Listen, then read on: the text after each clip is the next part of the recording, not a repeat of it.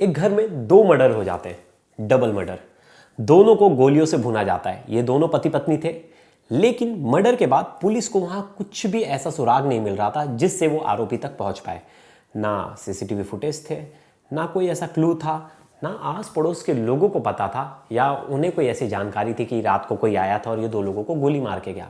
गोली लगी थी तो बट ऑब्वियस है आवाज़ आई होगी, लेकिन ऐसा कोई क्लू पुलिस के पास नहीं था। 2 दिन तक इन्वेस्टिगेशन पुलिस ने किया, लेकिन एक छोटा सा क्लू, मतलब इतना छोटा सा क्लू जिसने पूरे केस को सॉल्व कर दिया, वो था सिगरेट का बट।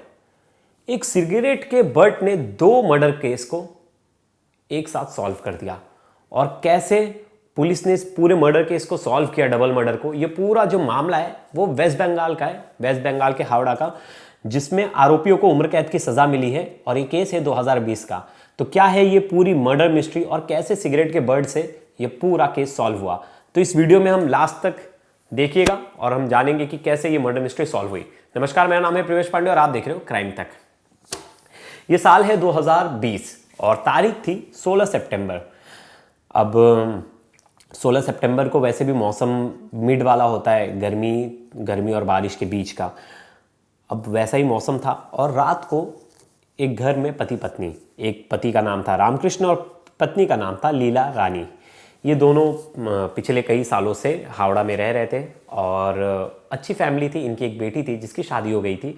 अब ये पेरेंट्स जो थे अकेले रह रहे थे, मतलब इनका कोई मतलब कोई और इनकी औलाद नहीं थी, इनका लड़का वगैरह नहीं था और जो बेटी है वो तो ससुराल में रह रही थी। अचानक से इनकी घर में रात को एक दरवाजे पे नॉकिंग होती है, ठक ठक। ये दरवाज़ा खोलते सामने एक शख्स होता है और वो सबको गोलियों से भून देता है, पति पत्नी दोनों को। दोनों की जगह पर ही मौत हो जाती है। अब ये ऐसे लोग थे रामकृष्ण और लीला रानी जिनकी किसी से भी कोई दुश्मनी नहीं थी आस पड़ोस में, ना कोई ऐसे लोग थे जिनको लेकर ऐसा कहा जाए कि बहुत बुरे लोग हैं। ऐसे बहुत अच्छे लोग, बहुत नेक दिल के लोग और बड़े सिंपल रहने वाले लोग थे। अब पुलिस नेक्स्ट डे आस पड़ोस के लोग जो वहाँ इनके यहाँ जो आते जाते थे वो आवाज़ लगाते थे, सुबह कोई आवाज़ नहीं आती। फिर इनके यहाँ एक भैया होता है जो दूध देने आता है, वो भी पहुँचता है। वो खटखटाता है, देखता है तो दरवाज़ा खुला है। ये अंदर खोल के देखता है तो देखता है 2 डेड बॉडी पड़ी है। तुरंत वो शोर मचाता है, आस पड़ोस के लोग आते हैं, पुलिस को कॉल किया जाता है। पुलिस आती है, मौके पर पहुंचती है और पुलिस इन्वेस्टिगेशन स्टार्ट कर देती है। पुलिस हर जगह इन्वेस्टिगेशन करती होती है, पूरा फॉरेंसिक टीम आ जाती है, सब कोई आ जाता है, लेकिन वहाँ कोई एविडेंस ही नहीं मिलता, मतलब कुछ भी नहीं। नो फिंगरप्रिंट्स, हाँ किसी के आने जाने की कोई तस्वीर नहीं, कोई फुटेज नहीं। आस पड़ोस में सीसीटीवी कैमरा थे, सीसीटीवी कैमरे में भी कोई ऐसी हलचल नहीं रात को 1 बजे से लेके 5 बजे तक के बीच की। कोई सुराग ही नहीं मिल रहा था पुलिस को। अब पुलिस बड़ी परेशान हो गई, अरे यार कैसे ढूंढा जाए। फिर उस एरिया के मोबाइल नेटवर्क्स का सर्विलांस निकाला गया कि इस एरिया में कौन कौन से मोबाइल एक्टिव थे। तो वही आस पड़ोस के लोगों को, पहले आस पड़ोस के लोगों पे शक आया, लेकिन उनकी कोई दुश्मनी ही नहीं थी और उन सब अपने घर में थे, सबके घर के बाहर सीसीटीवी था। तो बड़ा ऐसे में बहुत ही डिफ़िकल्ट था पुलिस के लिए ये पता लगाना कि यार आरोपी कौन है। कोई कुछ क्लू नहीं मिल रहा है, कोई फिंगरप्रिंट्स नहीं मिल रहे हैं। तो ये बड़ा ही डिफ़िकल्ट था और इनकी किसी से दुश्मनी नहीं थी। लेकिन पुलिस जब दूसरे दिन इन्वेस्टिगेट कर रही थी और फॉरेंसिक टीम, तो वहाँ से एक ऐसी चीज़ मिली, वो थी सिगरेट का बर्ड। मतलब किसी ने सिगरेट पीकर वहाँ फेंक कर वो बढ़ गया था। और जब इन्वेस्टिगेशन में पता चला कि ये बर्ड ज़्यादा देर पहले नहीं, इसे भी फेंके हुए 20 घंटे के आसपास ही हुआ और दूसरा दिन था ही। तो फिर पुलिस को शक गहराया कि ये उन्हीं कातिल का होगा जो आए थे और इन्हें गोली मार के गए, क्योंकि ना रामकृष्ण सिगरेट पीते थे और उनकी पत्नी तो बट ऑब्वियस है बिल्कुल वो तो सिगरेट पीती नहीं होंगी क्योंकि पति ही नहीं पीता। तो बचा वही जो उनका आरोपी है, जो घर पे आया था, जिसने गोली मार के गया। अब पुलिस क्या करती है ऐसे में, आस पड़ोस के लोग से थोड़ा और इंक्वायरी करती है और इनके रिलेटिव से पूछती है। और ये तब तक फॉरेंसिक टीम ने उस सिगरेट के बर्ड को फॉरेंसिक लैब भेज दिया था फिंगरप्रिंट स्कैनिंग के लिए और बाकी के एविडेंस के लिए। तब तक पुलिस साइड इन्वेस्टिगेशन स्टार्ट करती है और आस पड़ोस के लोगों को, पहले पान टेपरी वाले और जितने भी जो सिगरेट बेचते हैं उनसे पूछताछ करती, किसी ने ये ब्रांड की सिगरेट कौन कौन ली थी। तो एक डम डाटा निकाला जाता है, किसने किसने वो सिगरेट, उस ब्रांड की सिगरेट खरीदी थी, वो डाटा निकाला जाता है। तब तक एक इनके ही रिलेटिव थे, वो बताते हैं कि इनकी एक ही बेटी थी और बेटी से इनकी लड़ाइयाँ हो रही थी पिछले कुछ टाइम से। और इनकी बेटी का नाम था निवेदिता। निवेदिता की कुछ साल पहले ही शादी हुई होती है और इनका दामाद था बंटी संधू। निवेदिता संधू और बंटी संधू। बंटी संधू और उनके ससुर की जमती नहीं थी रामकृष्ण की। रामकृष्ण की मौत की खबर के बाद एक दिन बाद बंटी आता है और बंटी के चेहरे पे भी वो एक्सप्रेशन नहीं होता है कि जैसे उसके ससुर को उसने खो दिया है। एक नॉर्मल सा बिहेवियर होता है, बड़ा ही नॉर्मल रिएक्ट करता है। वहीं बेटी चीख चीख कर रो रही थी, उसका रिएक्शन बहुत ज़्यादा था, जैसे एक बच्चा अपने माँ बाप को खो दे तो बट ऑब्वियस है वो फूट फूट कर रोएगा। तो पुलिस ने अब बोला कि यार कुछ तो गड़बड़ लग रहा है, अब कोई दुश्मनी नहीं थी और जो इनके रिलेटिव है वो बोल रहे थे बेटी से प्रॉब्लम चल रहा था, बेटी आई है, बेटी से पूछताछ की गई, नॉर्मल कन्वर्सेशन कि क्या लग रहा है आपको, किसने किया होगा। तो ये भी बोलते कि हमें भी नहीं पता क्योंकि मम्मी पापा का तो किसी से दुश्मनी नहीं थी। तो पुलिस क्या करती है, पुलिस को शक आता है इसका पति ना बड़ा गुमसुम सा रहता है और बड़ा चुपचाप खड़ा रहता है कोने में, ज़्यादा इन्वॉल्वमेंट नहीं। तो बोलती इस कॉन्टैक्ट निकालो इन सब के। तो पहले जिसकी मौत हुई रामकृष्ण, उसके पूरे कॉन्टैक्ट डिटेल्स निकालते हैं उसने अब भी हाल फिलहाल में किन किन लोगों से बातचीत की। लीला रानी के भी कॉन्टैक्ट्स निकाले जाते हैं कि उन्होंने किन किन लोगों से बातचीत की है। इसी बीच निवेदिता संधू और दामाद जो है उनके बंटी संधू, इनके भी मोबाइल को सर्विलांस पे लगाते और कॉन्टैक्ट्स निकालते कि किन लोगों से बातचीत की। जब ये कॉन्टैक्ट निकालते हैं तो बहुत सारे लोगों का नाम आता है, लेकिन दामाद एक बंटी संधू है, एक आदमी से बात कर रहे थे, उसका नाम था अजय दास।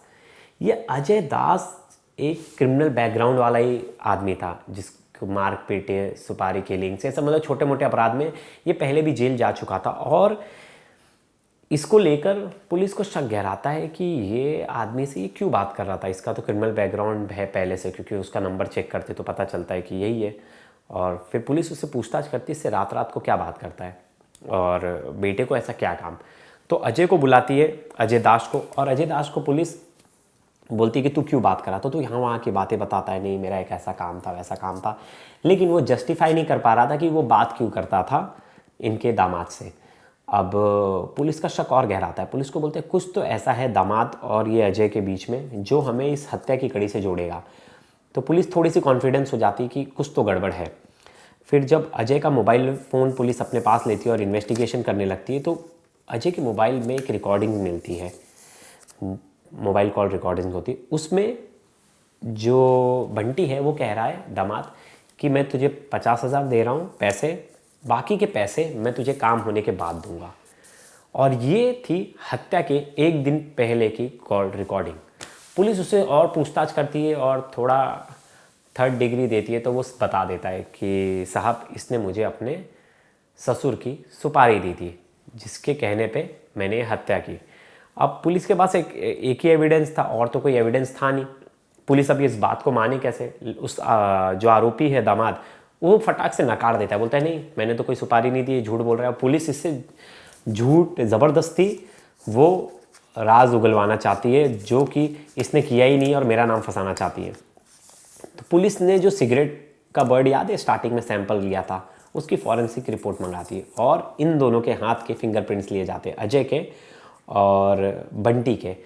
तो बंटी के जो फिंगरप्रिंट्स है वो मैच हो जाते हैं। 2 सिगरेट बर्ड मिला था वहाँ और 1 सिगरेट बर्ड अजय के। अजय और बंटी दोनों सिगरेट पीते थे, उन्होंने सिगरेट जलाई थी कत्ल के बाद और उस सिगरेट को वहीं फेंक दिया था।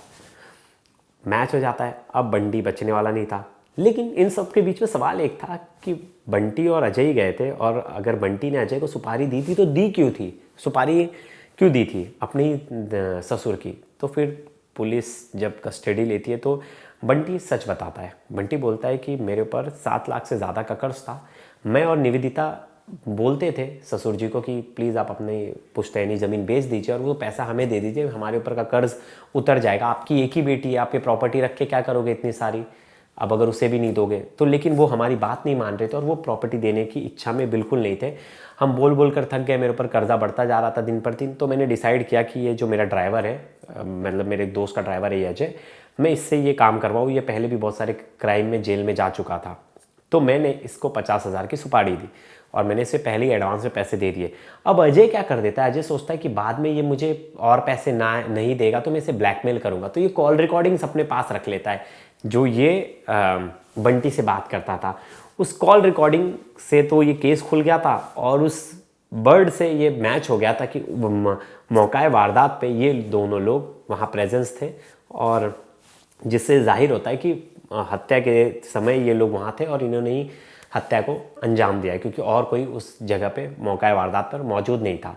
कोर्ट में बहुत सारा केस चला इसकी, फिर कॉल रिकॉर्डिंग्स, जो बर्ड थी, ये बर्ड जो थी वो सबसे मेन, सिगरेट बर्ड, वो सबसे मेन एविडेंस के रूप में सामने आई, जिसकी वजह से जो आरोपी हैं उनको उम्र कैद की सज़ा कोर्ट ने सुना दिया।